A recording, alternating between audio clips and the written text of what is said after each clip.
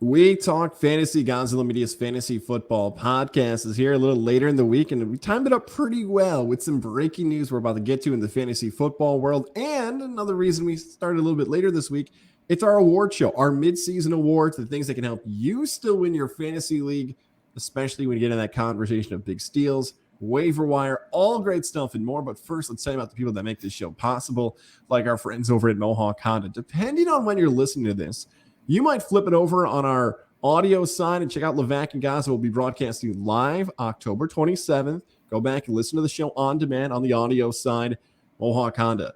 Shout out to Scott Moynihan. He is back selling 30 plus years, helping you find a vehicle you're looking for. The 2023s are on the way. Get a great price for those. And it's probably only a few more times, probably till the end of the year. We'll tell you about this weird, wild supply chain where you can trade in your vehicle and get money in your pocket in a new ride. My mother-in-law just got a new ride thanks to Mohawk Honda. She lives out in Syracuse, the best deal across upstate New York. She founded Mohawk Honda. Shout out to everybody there. Greg Johnson, Lindsay Harridan, Cam and Brian McKenna, MJ, everybody over there. They will help you answer the questions that are important to you. What type of vehicle do you need? What can help you get from point A to point B? What can you trust for years to come? Where did Gaz's hairline go? These are important things that matter in the world. Mohawk Honda, where we always go out of their way to please you. All right, guys, we have hit the midway point of the fantasy football year. But before we get into awards, before we get into the stuff that can still help people win their leagues this year, let's start with the breaking news. Former New York Giant Kadarius Toney, and I make sure I said that right, former New York Giant Kadarius Toney, because he's now a member of the Kansas City Chiefs. He is heading over to KC.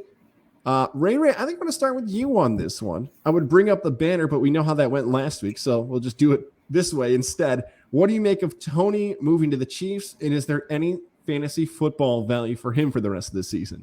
I'll start with the fantasy football value side of it because he's still hurt. He's still got this, and I'm going to put some air quotes up there for the visual side, hamstring injury, because in some of his interviews he said, well, my left hamstring hurt, but it's this area. And then, no, it was the bottom of my hamstring, not the top. But now my right hamstring hurts. He's been all over the place. So we really don't know what the heck is going on with Kadarius here. So I don't know what you want to make of it. I'm not sure what the relevance is going to be. And we've been having a lot of conversations. There's been a lot of conversations in another one of my group chats. And some of them brought up some good points. I don't know what the relevance is going to be for this year. I think there's going to be some potential for next year. And the main reason being, Mecole is a free agent next year. I believe MVS or Juju is as well. So it's going to be a whole new receiving core. And is this a 2023 play for them with Sky Moore, with now Kadarius Toney, with Travis Kelce? Is this hey, we're not doing bad. We are serviceable right now. But we just stole a former first-round pick who everybody has seen the athleticism and the freak abilities that Kadarius gives you on the field. And we're making a play for the future. So in terms of fantasy relevance, especially if you're in a dynasty league, please go get him. He might be rostered in most dynasty leagues. He should be put on that IR spot and just chilling there.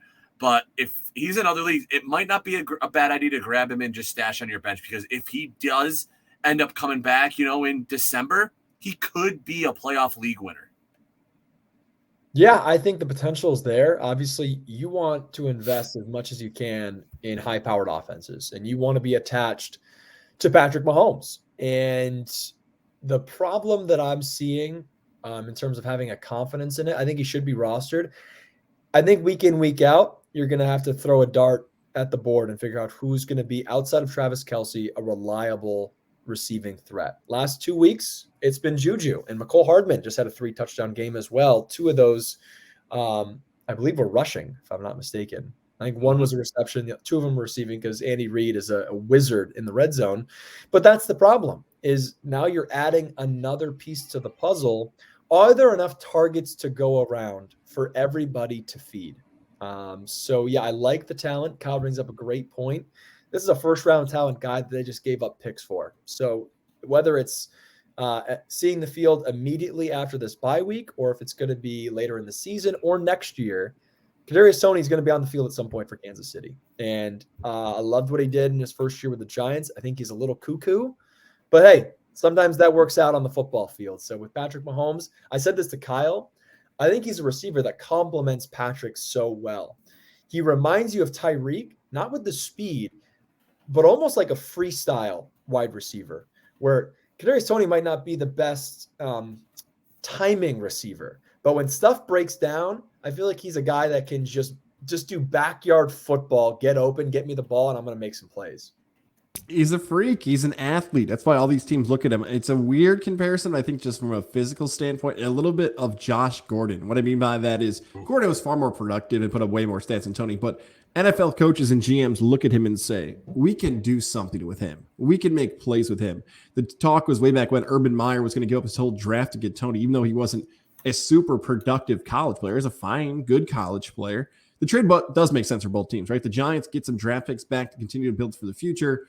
The Chiefs get a young, super talented wide receiver for cheap. So it seems to be a good trade.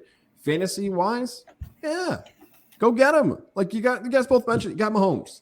Like Mahomes is going to throw to somebody, and if you're getting a 10, a 15, hell, maybe he's got a 20-point game in him somehow, some way with that offense. It's worth a shot. Let it ride and see what happens. It feels a little Odell-ish from last year where Odell made the trade. We wondered what his potential prospects would be as a Ram, and it worked. Tony's just got to prove it, and people will go after it. Go ahead, Jet. Yeah. A concern that I have, the Giants don't have receivers, right? Like Wan'Dale Robinson is kind of emerging, and every now and then we see the ghost of Darius Slayton. But like the Giants are a winning football team that just gave up a first-round talent wide receiver, and they don't have wide receivers. Is that a red flag? Should that be a red flag? My thought is here's how I think of this. He had a month to be the guy, like I get he's the hamstrings, the injuries, maybe he's 100%. He's had his opportunity. Did they think he was going to become the number one wideout in December? I think they probably thought no. Like, you've had your chance. We want you to be the guy. There's no better moment for you to be the guy. You're not the guy. We didn't want you to begin with. You came from an old regime. Right. I would say the Giants have probably given him every single opportunity to step up and be the guy, and he hasn't done it yet. Yeah, I agree. And I think when you bring in the Brian Dable effect, like he just being a Bills fan, so I know a little bit more about like his coaching personality and everything like that. Like he doesn't want that crap where you are the player. And I think Stephon Diggs is almost that perfect representation of what Toney is perceived to be. Versus what everybody perceives Diggs to be. So I think when you look at that, like you got to be unselfish. I mean, for God's sakes, that offense probably has the most spread out offense across everything. There's no number one wide receiver when you look at it. There's a RB1. We know Saquon Barkley, but right. There's none of those like this is me. And is that what Toney's looking like? So I'm kind of with Gaz on that. Chet, do you agree to your own question? I already forget your answer. No, what I was asking is, do you think it's strange that Toney's leaving the Giants? I guess I should say, should there be more concern about the Giants? I do have a little bit, yeah. Because even though it's not a guy they drafted, it's a second-year, first-round wide receiver. Like if Kenny Golladay was balling out and Wan'Dale was balling out and Sterling Shepard was healthy, I'm like, yeah, okay, it makes sense where it's like, hey, this guy, we don't really need him to come back healthy, and maybe he's being a distraction in the locker room, and hey, let's just cut our losses and try to, salvage some picks. That makes sense. And if they were losing, let's say they were a 2-5 team, I'm like, yeah, okay, like get what you can now, build for the future. They need wide receiver help. Like that's what I just keep going back to is like, we saw a lot of Richie James. Like, let's get Daniel Jones some help, and that's where I'm kind of like, you don't have the luxury of someone else to fill that void right now for a team that, correct me if I'm wrong, 6-1? 6-1 New York Giants? One game out of the best record in the NFC, whether it's a fluke or not, like you guys are in it. And that's a guy that we all agree is a playmaker. So that's where I'm just like, does this make the most sense? Is this a team that should be selling a guy of value like Kadarius Toney? So it does make me a little bit worried. But again, I think Kyle nailed it. You have to try to roster him. If he's on your waivers, I guarantee he's better than most of your bench players.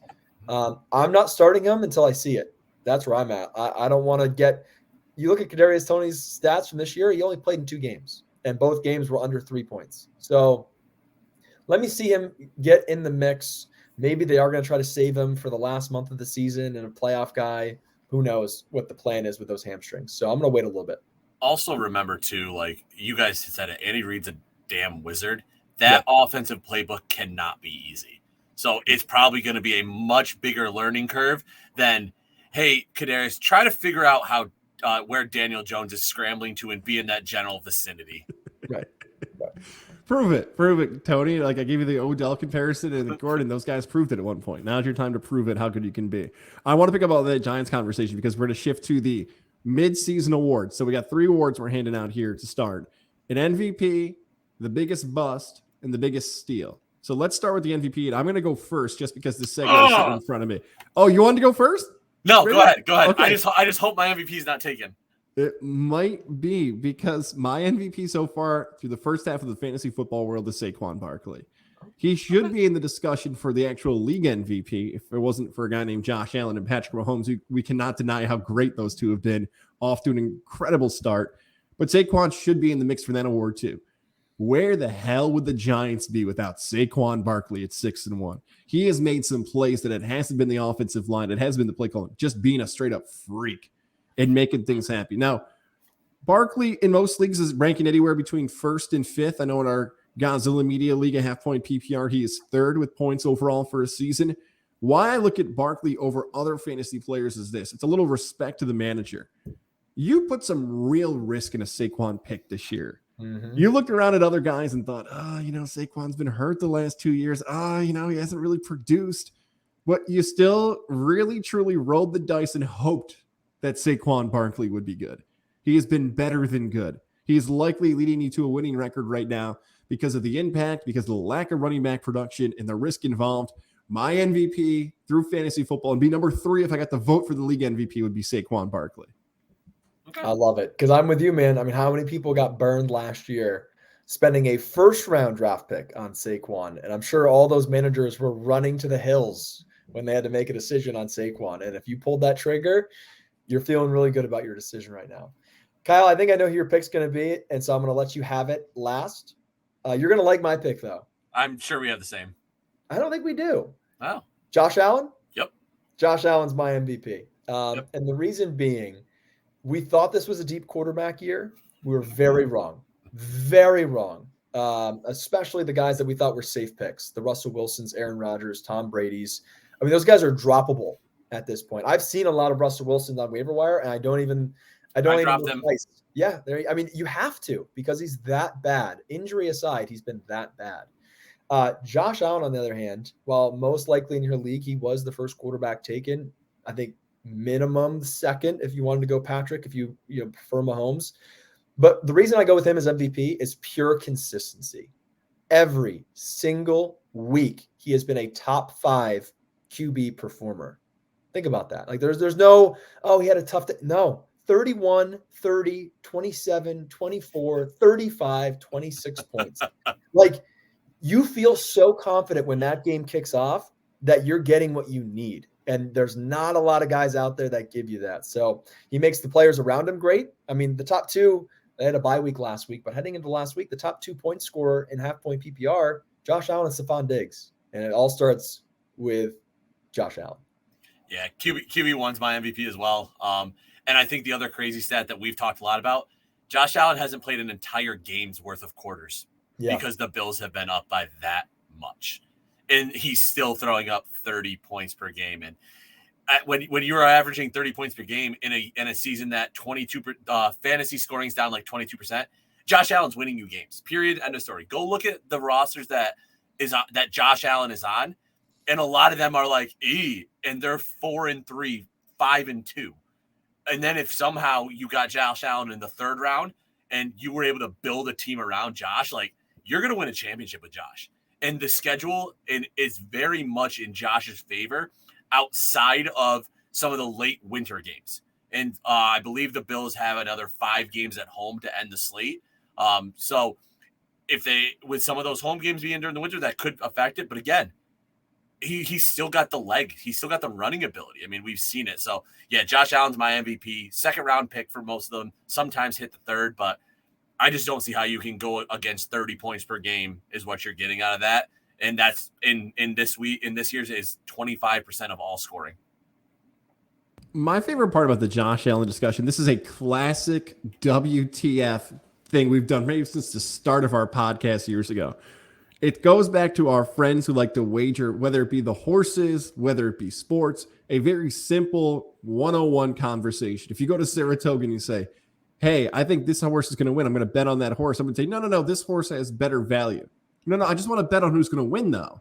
For people who like to wager on games, you can be like, I think this team's going to win, but I'm going to bet the other team because of the spread. No. You think that team's going to win. Sometimes fantasy football should not be overthought here. If you've never played fantasy football in your life, you talk to someone who's never played, they would have the simple thing of who scores the most points. Mm-hmm. Oh, Josh Allen? Okay, he should be your first pick. Well, hang on. There's other people with better value in the – he scores the most. Let's not – I wonder at some point in history, you guys have all heard this 1,000 times, if one day the simplest thing will be the right answer of, wow, he scores the most. He's the MVP. Why isn't he the first pick? Right. We have yet to reach that status yet in fantasy. And I think he's just distanced himself so much. I mean, not to call you out, Gaz, but in a 12-team dynasty league that we're in right now, someone, Gaz, is having to start Marcus Mariota, who's projected to score half of what Josh Allen averages. Just think about that. Half amount of points at the quarterback position. That's what makes him, stand alone at the MVP for me. Another beautiful segue, by the way, because I do have Aaron Rodgers on my bench, which could be a great nominee for the biggest bust of the fantasy football season. I will not give Aaron Rodgers that distinction, although I badly would like to say a lot of mean things about him right now, but I will refrain. I am a professional. I have another person for my biggest bust so far this season. Mine is Najee Harris. Yeah, that's the one I have here. See, here's the difference between Najee Harris and maybe Jonathan Taylor's name is going to pop up here by one of you guys in a second. Here's why I kind of move.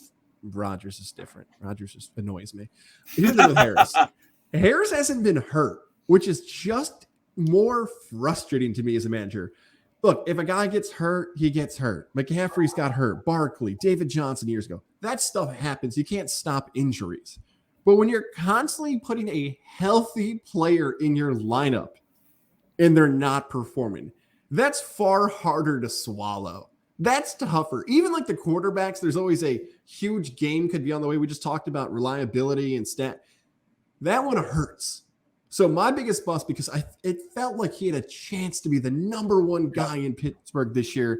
Najee Harris, who ranks anywhere between like running back 19 to 23, depending on your scoring. That sounds okay, but not with how bad the production points per game has been for the running back spot in 2022. Yeah, that one's so frustrating because he was healthy in terms of his play, like his designation. But then it comes out, I think a week or two ago, that he was playing with a steel plate. Well, as you, Nola, getting upset, a steel plate in his cleat, and that he couldn't do his normal cutting and juking and planning on that foot. And you're like, well, no wonder you sucked. But it doesn't help my fantasy team. Like, it's not an excuse. Like, you were on the field, I have to play you. But as someone, I do a bunch of these leagues just for more research purposes. The amount of running backs I've played over Najee is like shocking. Like I week to week, I've started Jeff Wilson over him, Travis Etienne when James Robinson was like guys that had no business being over a Najee Harris. But it's been that unreliable. At this point, you're just hoping he falls into the end zone after a PI at the 1. Like that's where you're like, all right, maybe I'm going to get a point here, or 6 points. But he was definitely on my short list of guys that have been so disappointing.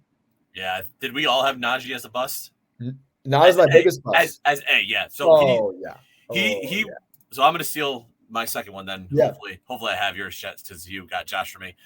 So Najee was originally, but in sakes of like, okay, who else is there? Because I had one who I think is right behind him. DJ Moore. He's on my short list too.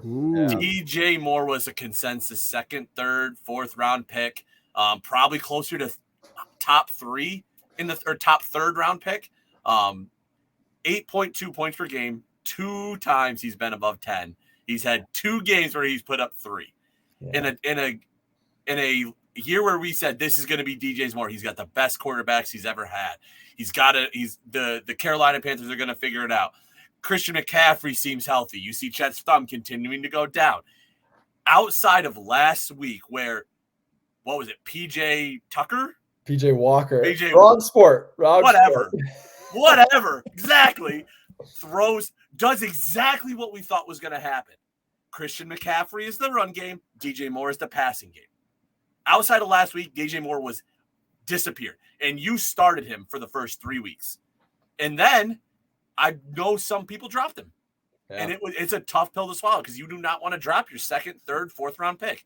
But he was droppable, and he's shown some life. So he all of a sudden looked like he was a dying flower, and all of a sudden there's a little sprout coming out. So we'll see what happens. But to this point of the year, DJ Moore, definitely one of the biggest busts of the year. So this week I'm going to be referring to him as DJ Sprouting Moore. Ooh, I like it. So DJ, I have my biggest bust, and then I have on the side 4 other guys who I think deserve to be honorable mention busts. That's insulting. Cam Akers is on that short list. Kyle Pitts is on that list. Darnell Mooney is personally on that list because I was high on him. And then, DJ Moore. The reason that I kept DJ Moore off to the side and some of those other guys as well, including Kyle Pitts, is I don't blame them. I think it's the guys who are calling the plays. And I think it's the guys who are throwing the football. Like it's one thing if you're, you get the yips or you're dropping passes. Hollywood Brown a couple years ago, dropping a ton of touchdowns. These guys just aren't getting the targets. They aren't getting, you look at those next gen stats where Baker Mayfield threw the most uncatchable ball week after week. 60% of DJ Moore's targets were uncatchable. You can't blame that guy. You can only blame yourself for believing in Baker. I hate that I'm doing another quarterback because I get frustrated with these NFL awards when they always focus on quarterbacks. And I'm like, hey, there's more to football than just quarterbacks. Are you going Russ? Russell Wilson's my biggest bust. Not only has he become the most cringeworthy athlete in all of sports, it's getting to a point where I think he's maybe just toying with us. I can't imagine someone being this actually cringeworthy and get to have sex. With very, very attractive woman. He is quarterback 22. This is a guy that we on this podcast had legitimate conversations that he has QB1 potential, going from Seattle to a Denver offense that we loved the pieces that were in place. And so I think he gets the biggest bust because not only has he been a droppable player at this point, he has made sure that Sutton, Judy, when Javonte was active, none of those guys have lived up to their preseason potential because of Russ. So he has not only brought himself down, he has brought everybody around him down in the fantasy world. And it's got to drive you nuts. I almost wanted to put Nathaniel Hackett's name next to biggest bust, but I'm going with Russ, Dangerous, who just I don't give a shit if you're doing high knees on a plane, Russ. Go win some football games. Stop eating Subway like a weirdo, and go get yourself some Jersey Mike's, you freaking goon. Go sip on some Hennessy with Marshawn, get your balls back, and go play some football. Gosh, can we start making a segment Chet's rants because these are getting good. Oh man, it's just that's one of those. That's funny. These guys that we're naming could easily go into my biggest mistakes. I thought Russell. I remember being jealous of Kyle in the Godzilla media draft. Yeah. You got Russell in the 10th, 11th, whatever it was. I was somewhere's in there, and I was ecstatic. I'm that is an absolute steal. And oh my God, I could not have been more wrong on how bad that team has been. What's chafing Chet? Brought to you by Manscaped. I could see it. How did you know I was chafing? You know what? That whole Wilson discussion has my mind spinning here because maybe that's the way we should always look at the biggest bust of a season or biggest bust midway, because you said it about Russell Wilson. QB1, a drafter, a manager went into a season thinking this guy can win top 5, top 3. Kyle Pitts, you've listed a bunch of guys. Pitts was in that discussion for a top 4, top 5 player. That is so much more of an impact on your team. Oh, yeah.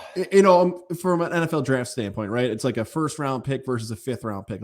Mooney and Akers are fine players, and they stink right now. Same thing with DJ Moore, but they're going later. It's a 5-star recruit versus a 2-star recruit. These are win-me championship type players that have not performed. I teased a little bit before we hit record here about a trade.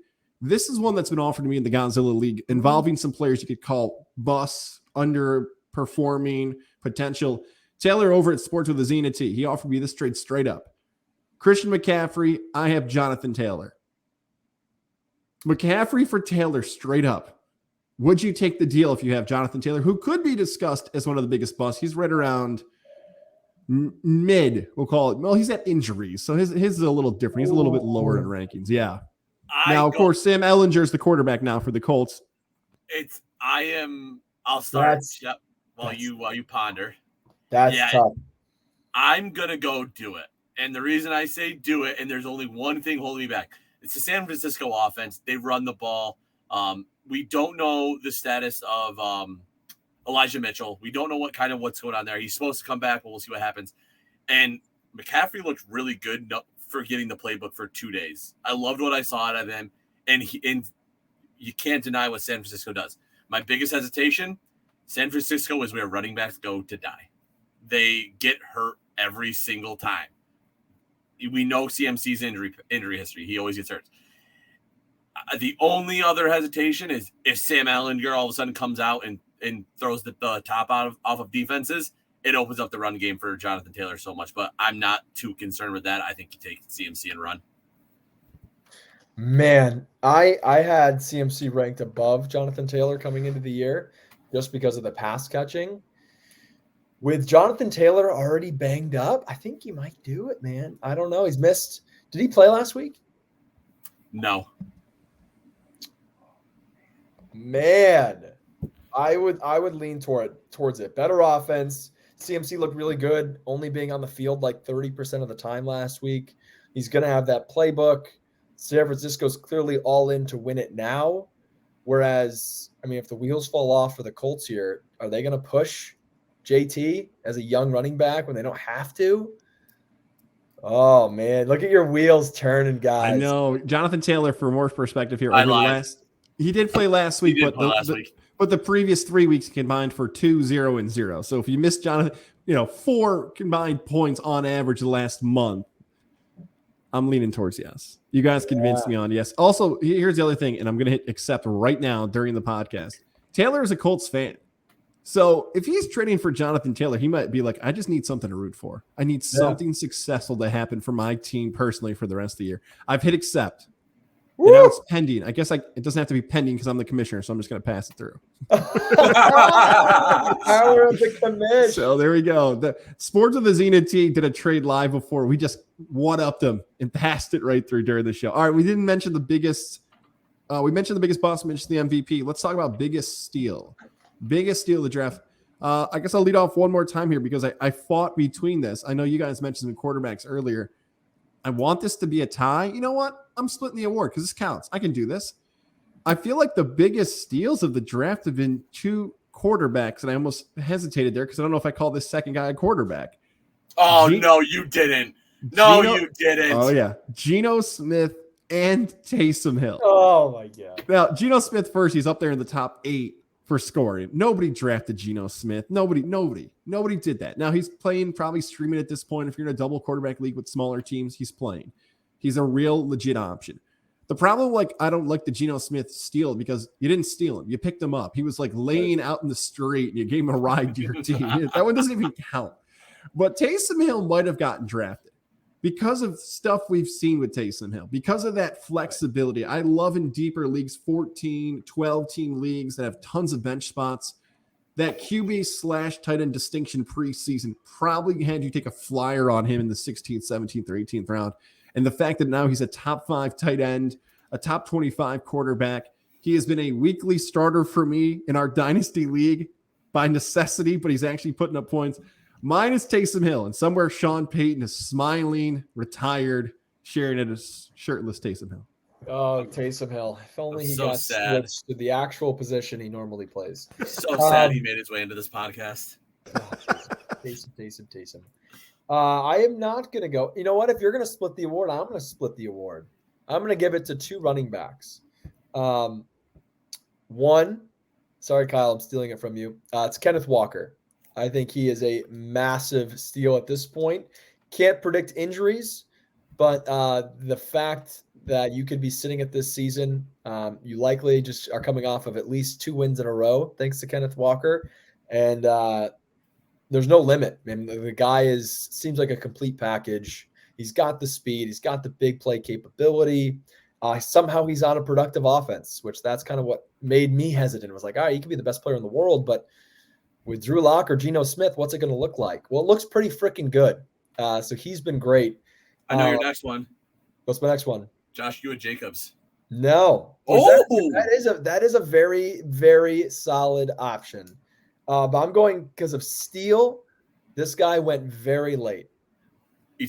Ramondre Stevenson. Ooh. Very late round picked. In our 12-team dynasty league, I think I got him in the 8th round, I believe, in a league where running backs skyrocket out of necessity. Ramondre is currently RB9. Also a guy who's benefited from injury with Damian Harris missing the last few weeks. He did play on Monday, but clearly wasn't 100%, and Ramondre still got the big touches and I believe 8 receptions in that game.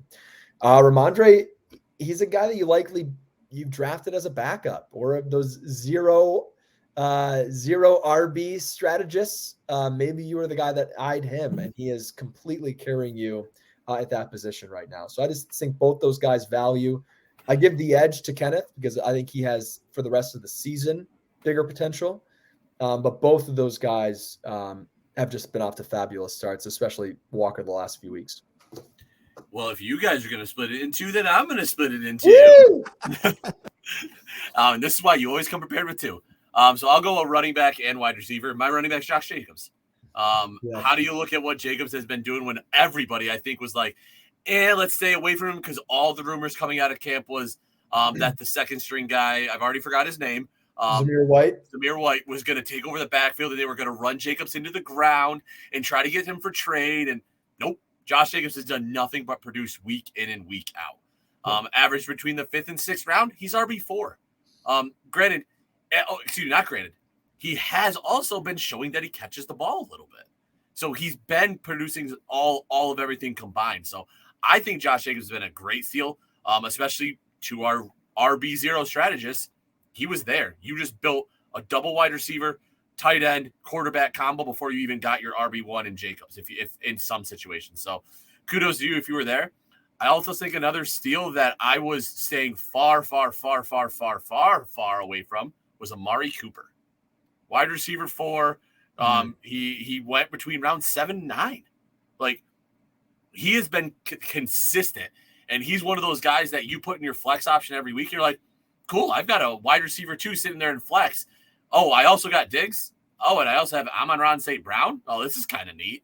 So I also think Amari's been a great steal to have in a lot of these draft formats. And every week he just showcases that he's Amari Cooper. He's got the big play capabilities. He's a load to tackle. I mean, doing this all with Brissett, it makes me intrigued to see what happens if Deshaun Watson comes back even a fraction of himself of what he was in Texas. Those are both great picks. You kick yourself when you see someone like Amari go round after round and you don't take him, and then like week 1 you're like, why didn't I draft Amari Cooper? I remember watching him be here, and all these guys were being taken, and just this. Yeah. All of a sudden he gets to round 9 and he's like, all right, I'll take him. Jeez. Fine. Now you look like a damn genius.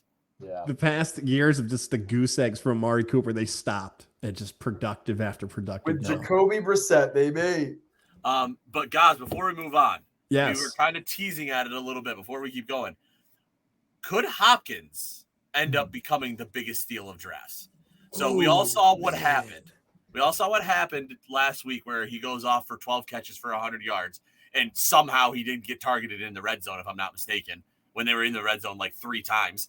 But with the recent injury to Marquise Brown, with Rondell Moore kind of disappearing, I think we all thought Rondell Moore was going to have a pop-off year, and A.J. Green just being old. What other options are there in Arizona? Their defense is probably as good as our JV defenses were in high school. And they're going to have to go up and down the field and try to score points. So what are your guys' thoughts? I think Hopkins can be an unreal steal in a lot of situations going in rounds 8, 9. He had 10 receptions, Kyle. Not 12. I thought he had 12. That's my mistake. I'm sorry. I know you were still upset over last week. I get it. No, he did score a touchdown, so I was very pleased by that. Yeah, it's one of those. I wasn't excited about the prospects for DeAndre because I think Hollywood is the younger option, the younger version they brought in. And then it just works out perfectly for his return. Obviously, it doesn't work out for the team, but for fantasy reasons, it looks really good for DeAndre right now because he is now number one without a lot of competition for targets. Zach Ertz gets a few here and there. For some reason, they're using Rondell to fill what Hollywood Brown left, and they're using Greg Dortch in the slot. I don't really understand that decision too much, but if the targets are going to be there regardless of age, I think DeAndre could be in for a huge second half. And if you're a team who got off to a good start and he sat on your bench, you're not feeling really good about either sliding him to your wide receiver 2, some cases wide receiver 1. So if you held on and you were patient, second half of your fantasy season could be looking really good. It's worth repeating that if you drafted Hopkins, you went in going into the season knowing he's going to miss 2 months. Yeah. If one of your players broke their foot the first week of the season and they missed 8 weeks, you'd be pissed. But this feels different. Yeah. Same thing with the only reason I'm saying, okay, the answer is yes. Yes, he could be the biggest steal of the draft for sure. With who else went in the 8th and 9th round with scoring potential for the rest of the season, especially for the playoffs. I love, you guys know this, when teams are fighting for playoff berths towards the end, Arizona seems to be one of those teams with a really competitive West where they're going to throw the ball a ton. It feels great for the matchups. The only reason I'm almost hesitating here is because there's another guy in a similar spot who could even post more points, and that's Deshaun Watson. Like whenever he comes back, if you've been by the way, hopefully you don't have both on the same team. That's too much risk on one roster. Hopefully you don't have Watson and Hopkins. But if you've got one or the other, the only one that would even stop me is Watson because he probably went later and per game could post more when it's even in more important games. But yes to the question, Watson in the mix is maybe the biggest steal of them all. The one caveat I'm going to throw in there,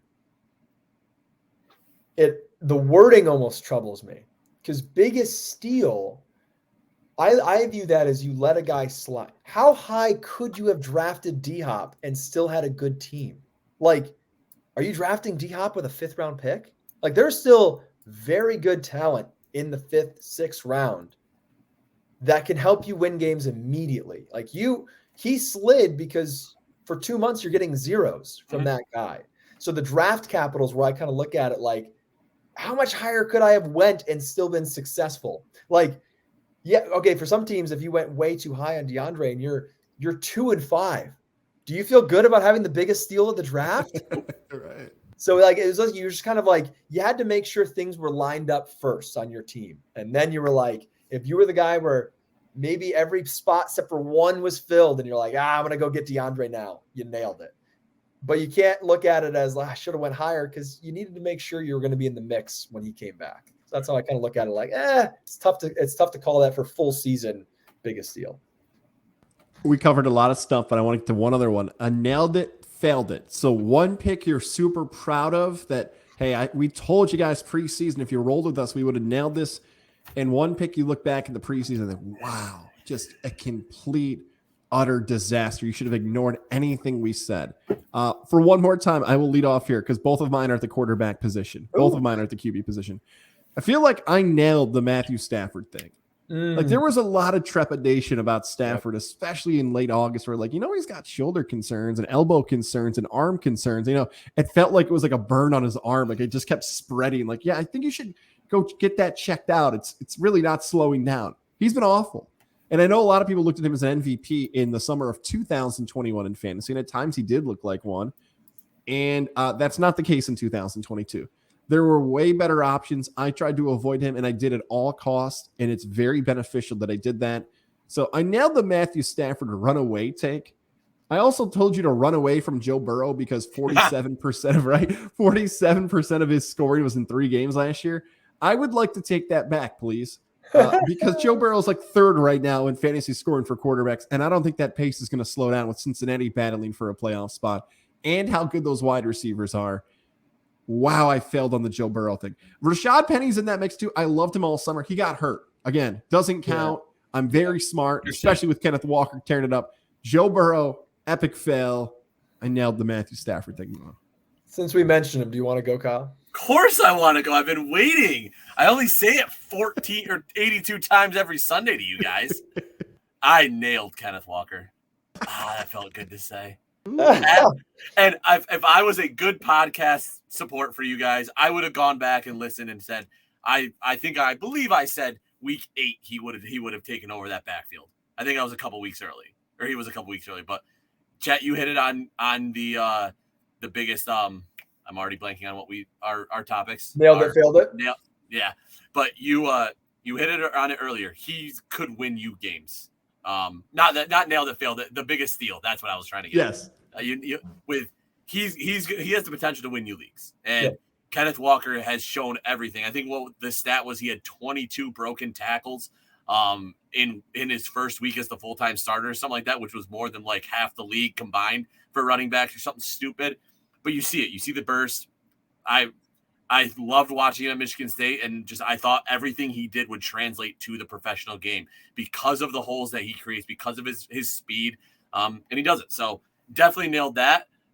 For my very wrong, I will go ahead and start my fund for I'll buy the beer for Kirk Cousins. He is not going to be. I believe I originally tried to say top 7. You guys kind of talked me down to top 5. You guys talked me down to top 7 because you're signing up for a lot, bud. Yeah, he's not going to get top 7. The offense just hasn't come together like I thought either. I think we all were higher on the Vikings, and they just haven't been able to put that offense totally together yet. Thielen hasn't been used in a way that I thought he would. Jefferson's been Jefferson. We kind of expected him to be that way. There's no tight end in that offense, and Irv Smith has been so hit and miss that you don't know what you're getting out of him. So outside of the last couple of weeks, Dalvin Cook's also been just good. Don't get me wrong, he hasn't been bad, but he's been good. But he hasn't been Dalvin Cook that I think everybody thought they were getting in the first round. So I'm definitely prepared to buy some beers on that take. So, definitely didn't hit the Kirk one on the head. What was the bet? One night of drinking? I think it was a night. I think it was a hefty one. Oh, boy. Clear my schedule. Well, I'm also just saying, chat, we cannot drink like we used to drink. No, I was going to say it's probably going to be like 2 beers, 2 IPAs. I'm going to be like, take me home.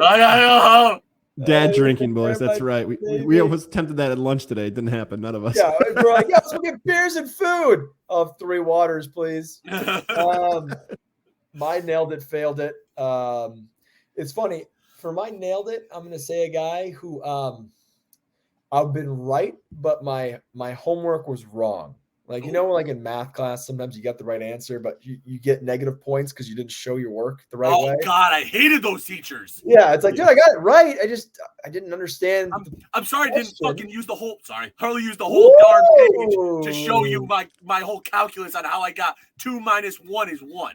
Triggered. Take that, Mrs. Graham. Yeah, jeez. My nailed it's Travis Etienne.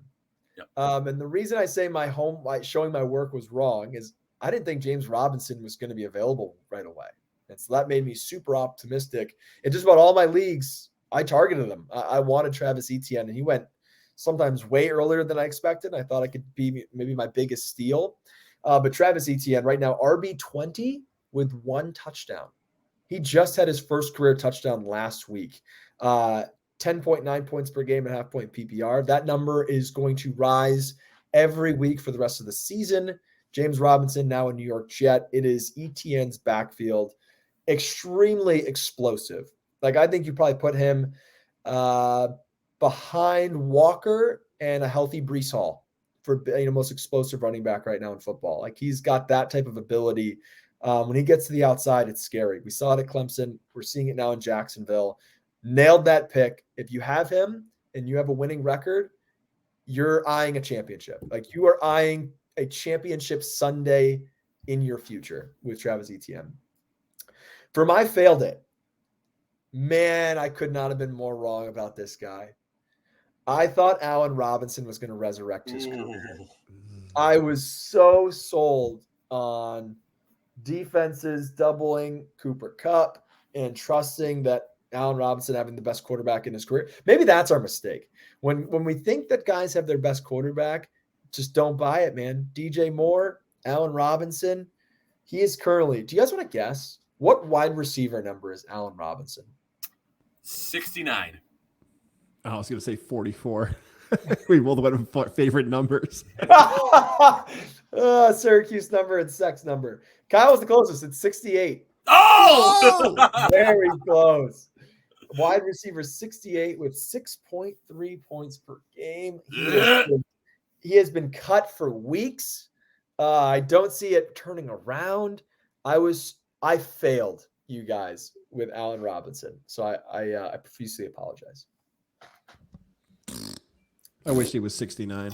I think the whole thing's ruined now. You should have just said 69. No. It says 69 here. We just said stat correct. That's actually what happened there. No, I kind of want to see. Raphael, what are you doing, man? Get us the right stats.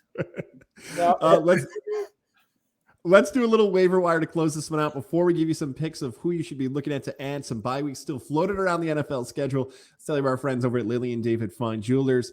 This is the last week of October, so your last chance to be a part of the celebration of their 10th anniversary going on right now. Route 50, the shops of Wilton. Stop in this weekend, guys. Make some time in your schedule. So many great things going on in the sports world. Make sure you take care of her. How about up to 60% off selected pieces of jewelry? Get your holiday shopping done now. Thanks to Lily and David Fine Jewelers. Take care of that someone special in your life, whoever it might be.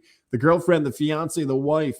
She does all the great things for you so you can sit around and watch football and talk about fantasy all day long. It is worth the investment. This is the true best. This is an absolute nail it. This is the MVP, all the stuff we've talked about. Shout out to Alyssa, David, and the entire crew at Lily and David Fine Jewelers, family-owned and operated business. And when you stop in this 10th anniversary month celebration, you heard about it right here from Godzilla Media and We Talk Fantasy. By the way, number 69 receiver is Traquan Smith. He is your number 69 of the week. And last thing, I didn't write it down. And I couldn't trust my memory as I was talking. My honorable mention failed it is James Cook. So I apologize to anybody who I told to draft James Cook. The only thing I'm going to say, sometimes out of bye weeks, rookies get more involved. So maybe James Cook will see a little bit more action now that the bye week's over. I'm not sold, but it sucks. He could be on the waivers for some people. Like, this could be the time of the season. Like, you're looking. I looked at him on my team, and I'm like, "What are you doing here? Like, can you just go away? Like, I don't want to look at you anymore."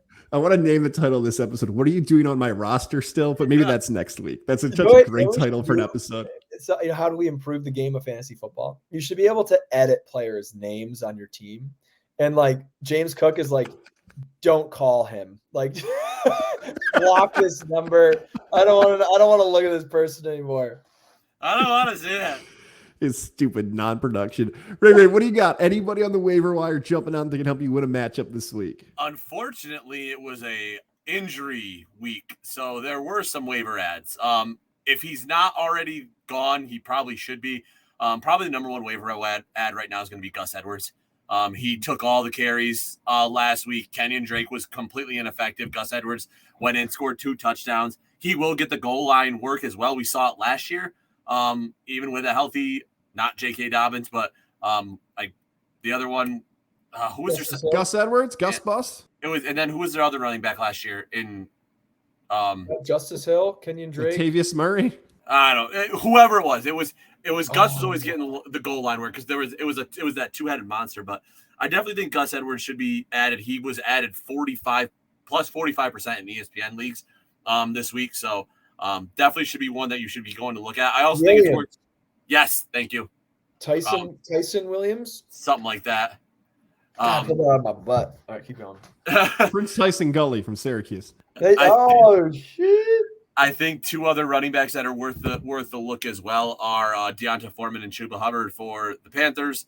Chuba did get hurt in the matchup last week, but Chuba probably has the higher upside just based on age and pass catching ability. But Deonta Foreman, neither of them had a bad game last week. When you look at them just stepping in for CMC, but Chuba probably maybe asterisk has the higher upside just because of the pass catching ability because. We all can agree outside of last week. Sorry, guys, that they'll probably be chasing points most of the time.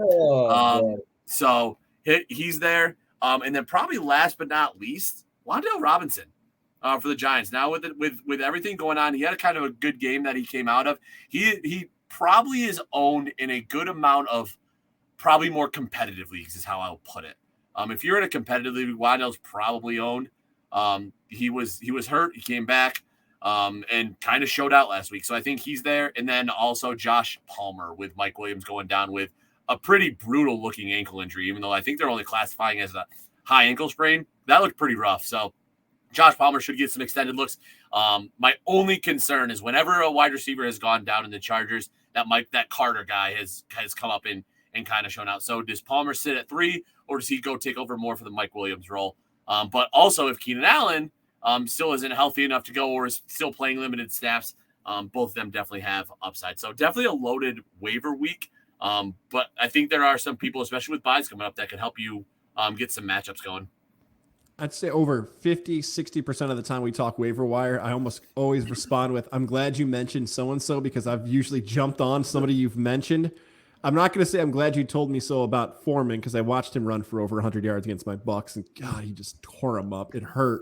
I also, Kyron Williams, have we mentioned him? This floating guy who's like, we might have maybe even off the air last week mentioned how he's this injured reserve Ram rookie running back. It feels like a ghost with this Halloween close to episode of there's this rookie for the Rams who's going to save the backfield. You might want to put a flyer and stash him on IR. I also noticed you didn't mention Marcus Mariota against the Panthers this week as a great waiver ad. I didn't hear great you say that. Streaming option of Marcus Mariota. Throw it to Pitts, you coward. I don't know where my seat lowering thing is here. Nope, right. That's not it either. Everyone hide if you've got to start Mariota and everybody else. All right, guys. Maybe we'll catch up this weekend. Maybe we won't. Follow on social media. We'll find out what happens. We're both celebrating. Chet is now birthed. He's alive. He's made it to the great 3-1. The under still on Gaz, making it to 33 tomorrow. Cashing your tickets if I don't make it tomorrow. Enjoy. We'll probably talk to get it off. No, I think it's a steady play. It's heady play. If you boost the bet, I might take it. All right, that's smart. Don't take boosted bets. All at DraftKings Sportsbook. Promo code 518. Betting online. Sorry, talk to you guys.